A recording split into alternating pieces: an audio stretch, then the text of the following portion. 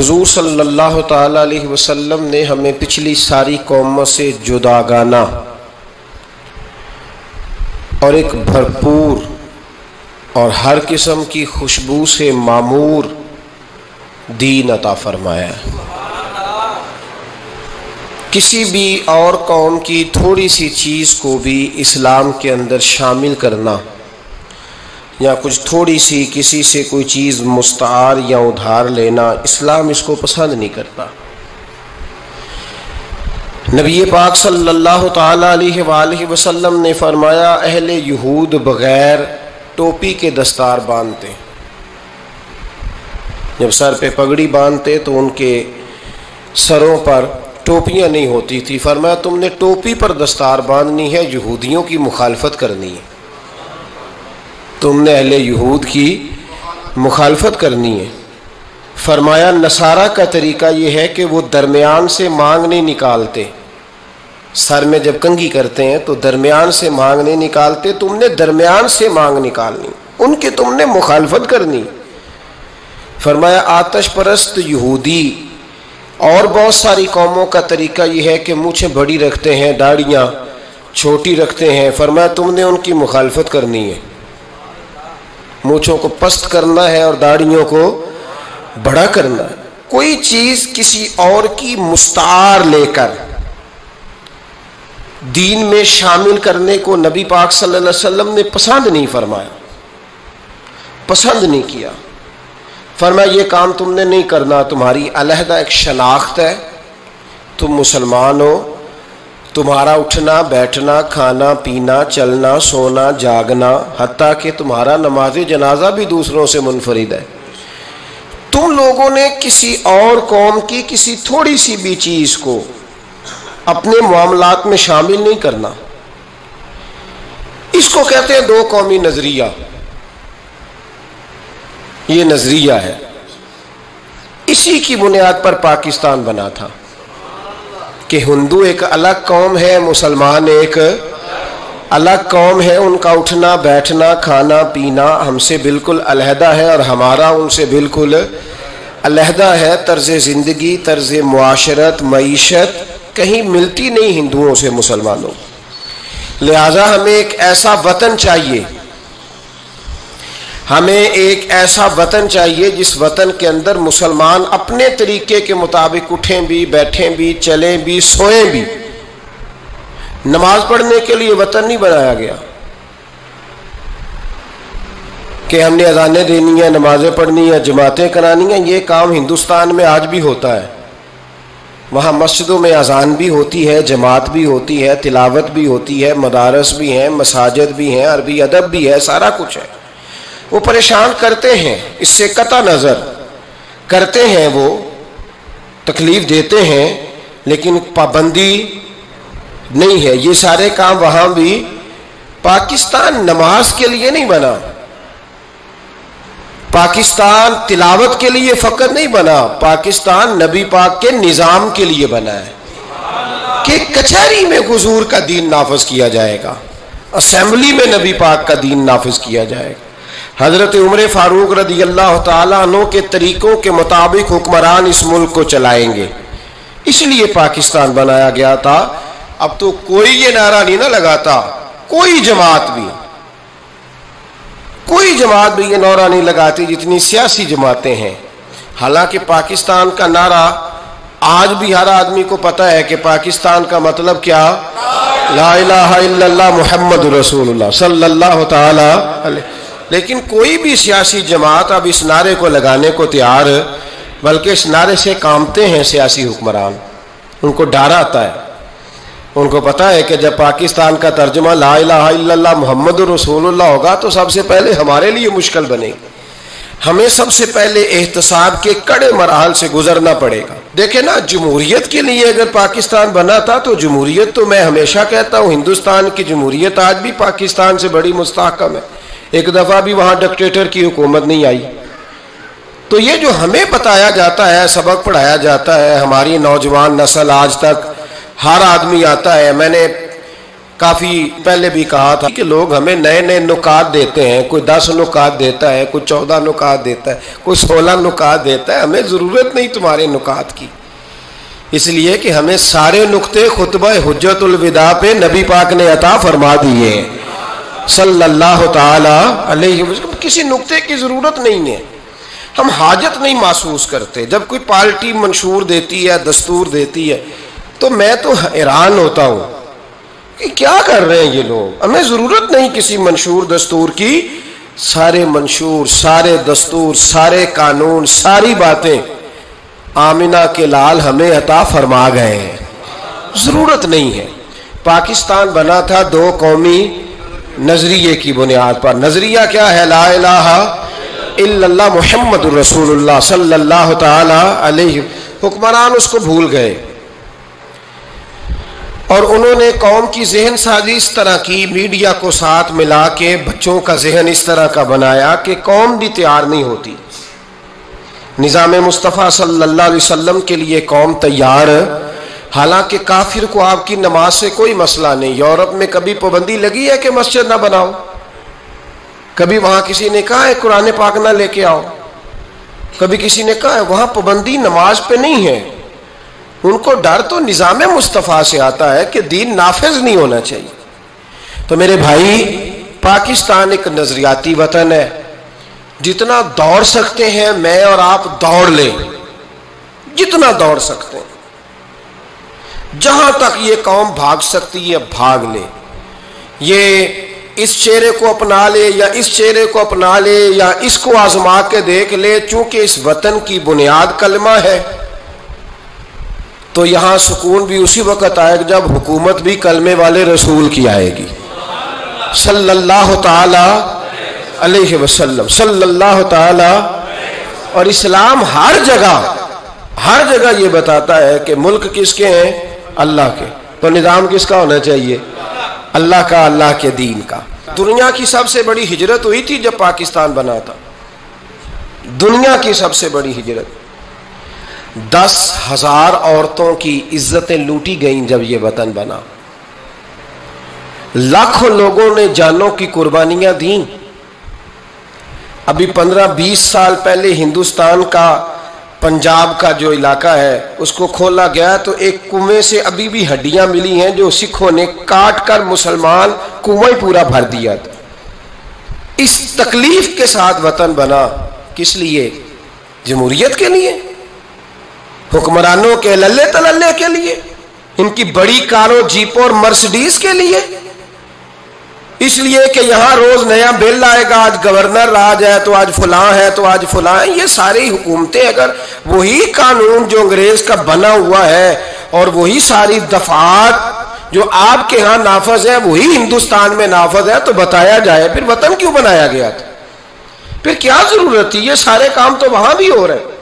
اس لیے میرے بھائی، وطن کے نظریے کو سمجھے. وطن بنا تھا لا الہ الا اللہ محمد رسول اللہ صلی اللہ علیہ وسلم. اور اقبال جو بانی پاکستان ہے، جو مصور پاکستان ہے، جو تصویر دینے والے ہیں پاکستان، ان سے کسی نے کہا تھا کیوں پاکستان بنانا چاہتے ہو؟ ہم جو ایک ملت جو ہیں، ہندوستانی ایک ملت ہے، قوم ہے، تو کیا ضرورت ہے؟ تو اقبال کہنے لگے اپنی ملت پر قیاس اقوام مغرب سے نہ کر، خاص ہے ترکیب میں قوم رسول ہاشمی. نبی پاک کی قوم اپنی ترکیب کے لحاظ سے ہر قوم میں خاص ہے. دین کا نفاذ چاہیے، دین نافذ ہونا چاہیے. نبی پاک ایک اسٹیٹ کے سربراہ بنے تھے. مدینہ منورہ میں حضور نے نظام بنایا. آج میں ایک نئی بات آپ سے کرنا چاہ رہا ہوں. رونا روتے زمانے بیت گئے، اب آگے کی طرف دیکھنا ہے. جو قومیں ماضی کی لکیر پیٹتی رہتی ہیں وہ مایوس ہو جاتی ہیں، ان کے جذبے ٹوٹ جاتے ہیں. اب ماضی کو پیٹنے کی بجائے مستقبل کی روشنی کو دیکھنا چاہیے. ہمیں نبی پاک صلی اللہ علیہ وسلم نے کسی وطن کی تعمیر کے لیے جو جذبات دیے ہیں ان جذبات پر ہمیں غور کرنا چاہیے.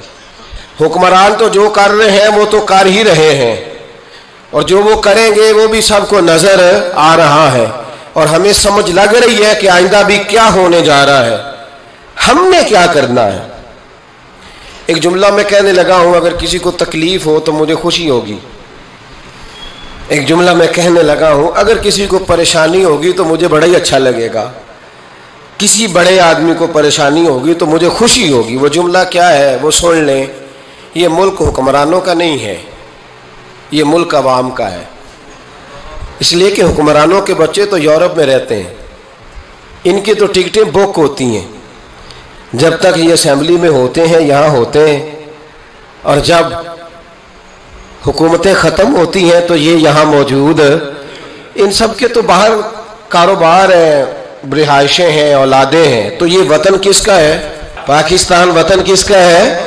یہ ہمارا وطن ہے، یہ حکمرانوں کا نہیں ہے. دیکھیں نا، گھر اس کا ہے جس نے گھر کے اندر رہنا ہے. جس نے گھر میں رہنا نہیں اس کا وطن. ہم نے رہنا ہے، ہماری نسلوں نے رہنا ہے. ہمارے ماں باپ رہے، ہم رہ رہے ہیں، ہماری آنے والی نسلیں رہیں گی. تو وطن پھر کس کا ہوا؟ ہمارا. حکمرانوں کا وطن گھر جو ہمارا ہے. تو ہم کسی کے ذمے کیوں لگاتے ہیں؟ ہم اپنے وطن کا خود خیال کیوں نہیں کرتے؟ ہم کیوں نہیں یہ محسوس کرتے کہ وطن سب سے پہلا کام 14 اگست ہے پاکستان کے عزم نو کے لیے، ایک روشنی کے لیے، نوجوانوں کے لیے چند باتیں کرنا چاہتا ہوں. پہلی بات اپنے ذہن میں بنائیں کہ وطن کی جو محبت ہوتی ہے نا، حب الوطن من الایمان، وطن کی محبت ایمان کا حصہ ہوتی ہے. اس بات کو یاد کر لے. میرے نبی پاک علیہ السلام مکہ مکرمہ سے تشریف لائے تھے، حضور مہاجر بن کے مدینے آئے تھے. لیکن بخاری مسلم کی ایک ایسی حدیث ہے جس کی میں نے کبھی شرح نہیں پڑھی، اور میں اس حدیث کی شرح میں کبھی نہیں گیا اور جانا چاہتا بھی نہیں. نرالا رنگ ہے اس حدیث پاک کا.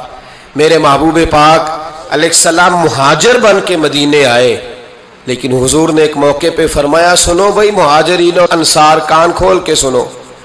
اب مہاجرین میں شامل کون کون تھے؟ حضرت ابو بکر صدیق، حضرت عمر فاروق، حضرت عثمان غنی، حضرت مولا علی، حضرت مصعب ابن عمیر، حضرت بلال حبشی. یہ سب لوگ مہاجر تھے. لیکن حضور نے وطن کی محبت بیان فرمائی. میرے محبوب نے فرمایا، یاد رکھنا اگر کبھی لوگوں میں اختلاف رائے ہوا اور لوگوں کی دو لائنیں بن گئیں، ایک قطار ادھر جا رہی ہے لوگوں کی اور ایک قطار ادھر جا رہی ہے، تو فرمایا اگر تم مجھے دیکھو گے نا میں کس قطار میں ہوں، تو میں تمہیں اس قطار میں ملوں گا جس قطار میں میرے مدینے والے جا رہے ہوں گے. میں کہہ رہا ہوں بلا تبصرہ، بغیر تشریح کے اس روایت کو دیکھیے گا. حضور نے اپنے وطن سے پیار کیا اور اپنے وطن کے لوگوں سے محبت فرمائی. حضرت ابو ہریرہ فرماتے ہیں جب ہم سفر سے واپس آتے تھے نا، سفر سے واپس لوٹتے تھے اور مدینہ منورہ کی عمارتیں نظر آتی تھی، مکانات نظر آتے تھے، تو ہم حضور کا جذبہ دیکھتے.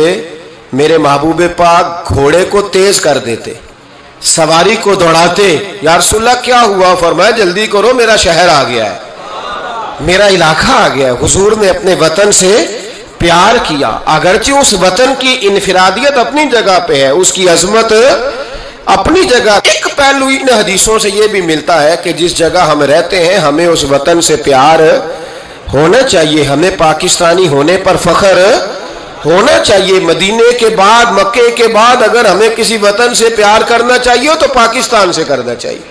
اس کی گلیوں سے، اس کے کھیتوں سے، اس کے کھلیانوں سے، اس کے گاؤں سے، اس کے شہروں سے ہمیں پیار کرنا چاہیے، ہمیں محبت کرنی چاہیے. ہمارا معاملہ کیا ہے؟ ہم صرف اپنے گھر سے پیار کرتے ہیں.